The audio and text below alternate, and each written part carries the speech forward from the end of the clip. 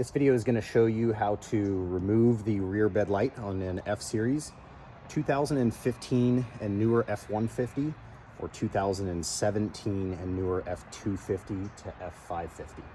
The tools that you're going to need is a number 4mm Allen, a 5/32 will work as well, 7/16 wrench or socket, and a T20 tool. Step one is going to be to remove the 4 screws that are in the light assembly itself. This is going to use the T20 to do this.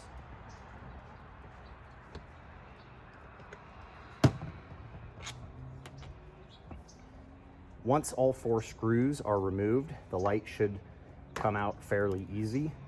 You're going to depress the release for the wire harness here, and there's also a release for the small wire harness. You can set the light aside. I'm going to stop for a second and talk about wiring, because you have 2 ways of running the cables here. You can run them externally or you can run them internally. If you want a clean look with no wires and you want more of a permanent wiring solution, you're going to follow this factory wire harness here. You'll see on the right side where my finger is that the harness goes through the cab under the headliner. So you're going to run your Starlink power cable through this opening and down through where you'll have to pull the headliner in the inside to run those wires to a switch or battery or power unit or however you do that. One thing I will say is keep in mind that there are gaskets to seal the moisture out here. And moisture is obviously going to come this way and down.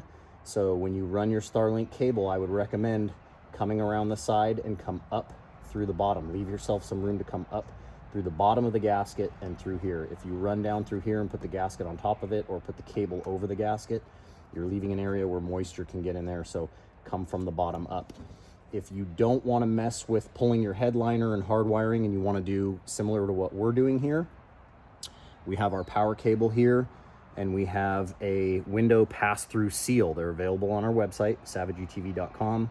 You cut a section depending on how big your window is, slide it open. This piece right here slides over the window. There is an opening for the cord with a rubber gasket. When you close the window, the cord is secure. We've gone through car washes, rainstorms. It keeps dust, it keeps moisture out, and allows you to run your cable up to here. The other cool thing I like about this is it is very easy to remove. I can take the dish, take the power cable, move it somewhere else, whereas if I do this hard wiring, it does look cleaner. It's a little more complicated process, and possibly opens up this gasket to getting some moisture in there if not done correctly. If you do it correctly, you're fine. So easy solution, a little bit more difficult, but cleaner. Okay, the next step is to grab the mounting bracket shown here. You want the wider side up, and what you're going to do is pass this power cable through the center, and the right side is going to go back in, go back to the left, and you're going to line up these big circles with these 2 black plastic pieces, just like that. That's going to make sure that the next part can align. We're going to bolt some bolts onto these threads right here. Okay, here we have the bracket. You can see we already mounted the kickstand onto the bracket. Now this kickstand comes with your Starlink Mini. You should have it.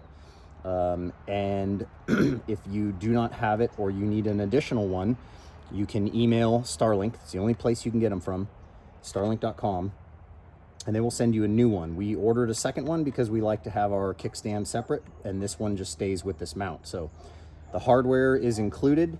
You are going to use the 7/16 socket or wrench on here and your 4mm or 5/32 here. What you want to do is do the wide end towards the back, and you want these 2 little teeth sticking up. That is the correct direction to mount, as shown here.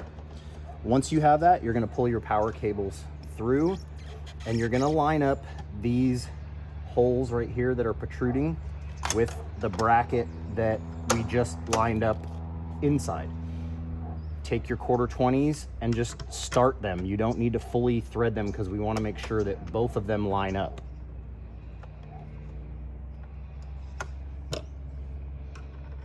So I'm just going to start this a little bit, and then I'll move on to my second one.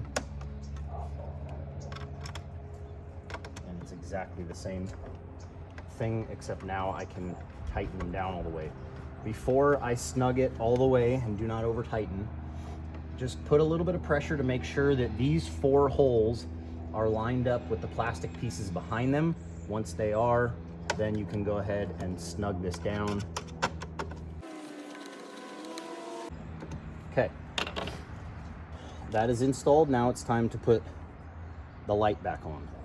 You are going to literally make the same exact connections that you disconnected.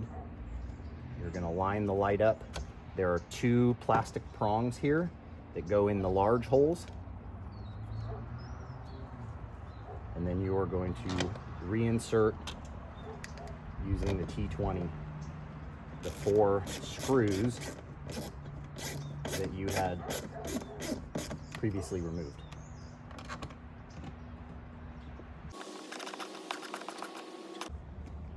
You'll see as you tighten these down that the gasket around here that seals it is getting compressed. That's good. You want it to smash down in there. That is what is going to keep moisture from entering the light assembly or the cab of the vehicle. Again, really make sure that that gasket, which is on the front and the back, is compressing and sealing. You don't want any moisture getting inside the cab or the light. Okay, that's it. That's as simple as it is. Now our only other thing is our power cable. Like I said previously, this is the easiest way to do it through the window pass-through. If you did want to hardwire it, you would bring your cable behind here. I like to just run it down and tie it in underneath. That way we're not messing with the gasket seal here. But you would pop the wire out through the top here. When the dish is on, you would not see any wiring. We want to do this a little bit more simple because we want to be able to disconnect this and take it with us, the power cable. The dish disconnects really easy. I'll show you that in a minute. But all we're going to do is take this power cable. Again, this is our 12-volt power cable from our website. Pass it up through this grommet, and now we can kind of tuck this in. So you're really only seeing this. Obviously, we have a gray cable too. If you don't like the red standing out, we do have a gray cable. But this is going to give us enough room that we can go ahead and connect the dish. If I need a little more, I can pull through there, tuck this in there nicely. And then now I'll show you how to connect the dish. Okay, like I said, we have another kickstand. So all you're going to do to release this is put your finger in here, give a little bit of pressure, and then go ahead and pull it outward, because we already have one here. So what we're going to do is locate your opening for the power cord. This is an additional opening if you want to run an Ethernet cable out of there for hardwiring something, but we don't need that. So we're just going to connect this cable in.